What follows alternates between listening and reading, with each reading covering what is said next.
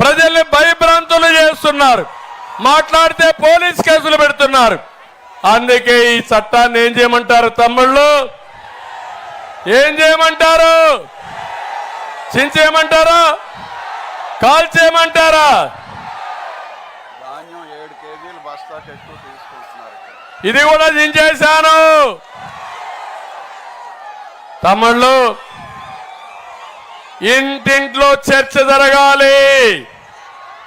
ఒక్క సెంటు భూమి ఉండే వాళ్ళు కూడా ఆలోచించుకోవాలి. ఆ సెంటు అమ్మాలంటే ఎవరైతే సైకో జగన్ పర్మిషన్ అవసరం.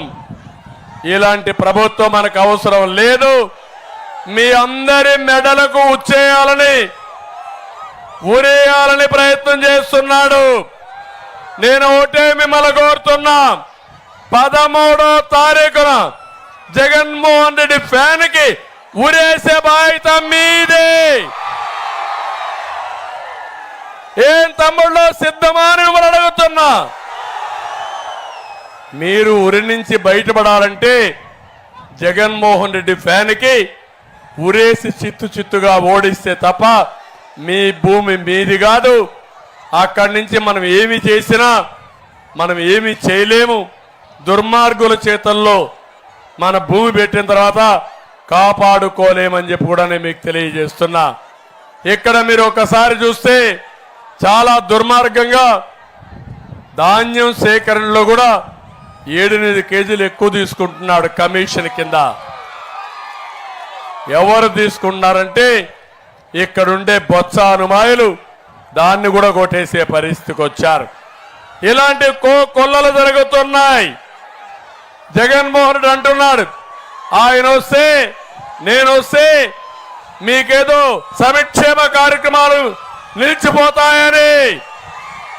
నేను ఒకటే మీ అందరికి హామీ ఇస్తున్నా, సంక్షేమ కార్యక్రమాలు పెంచుతాను, ఉద్యోగాలు ఇప్పిస్తాను, మీ యొక్క ఆదాయాన్ని పెంచుతానని మీ అందరికి హామీ ఇస్తున్నా. నేను వస్తే జరిగేది, ఎవరైతే అహంకారి సైకో జగన్ ఉన్నాడో అతని ఆదాయం పడిపోతుంది, మద్యంలో దోపిడీ ఆగిపోతుంది, కరెంటు ఛార్జీలు పెరగడం ఆగిపోతుంది, ఇసుక దోపిడీ ఆగిపోతుంది, భూ కుంభకోణాలు ఆగిపోతాయి, భూగర్భ ఖనిజ సంపద దోపిడీ ఆగిపోతుంది. అది జగన్మోహన్ రెడ్డికి బాధ. పేదవాళ్ళకి ఏది ఆగదు. ఇంకా మెరుగైన సంక్షేమం ఇచ్చే బాధ్యత నాది నాది నాది అని మా పేదవాళ్ళందరికీ హామీ ఇస్తున్నా. పేదవాళ్ళ పార్టీ తెలుగుదేశం పార్టీ.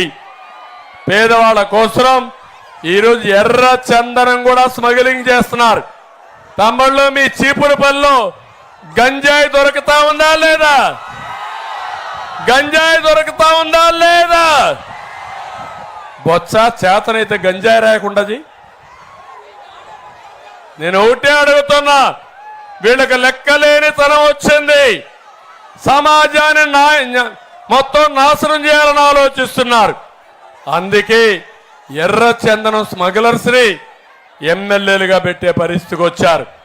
విశాఖపట్నాన్ని నేను ఆ రోజు మీరు చూస్తే ఉత్తరాంధ్ర ఒక విద్యా కేంద్రంగా, ఉత్తరాంధ్ర ఒక ఆర్థిక రాజధానిగా, పిల్లలకు ఐటీ హబ్గా పెట్టి మిమ్మల్ని అందరినీ పైకి తీసుకురాలనుకుంటే ఈరోజు వీళ్ళు వచ్చి 40,000 కోట్ల రూపాయలు విలువ చేసే ఆస్తుల్ని కబ్జా చేసిన దుర్మార్గులు వీళ్ళు.